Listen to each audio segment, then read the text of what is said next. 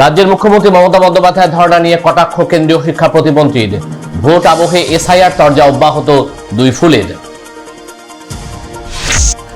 আবার কর্মক্ষেত্রে ধর্মঘটের ডাক। ভোট আবহে শ্রমিক কর্মচারী শিক্ষকদের যৌথ মঞ্চের এই প্রচার কর্মসূচি শুরু হয়েছে জোর কদমে।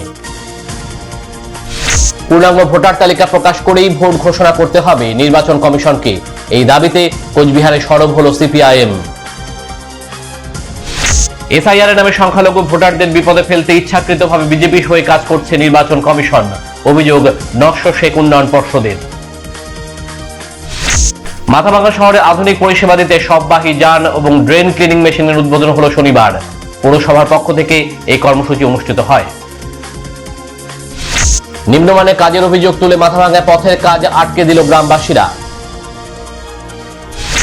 ভোট আবহে রাজনৈতিক উত্তেজনা মাথাভাঙ্গায়। পোস্টার ফেস্টুন ছেঁড়াকে কেন্দ্র করে তৃণমূল বিজেপির গন্ডগোলের সূত্রপাত।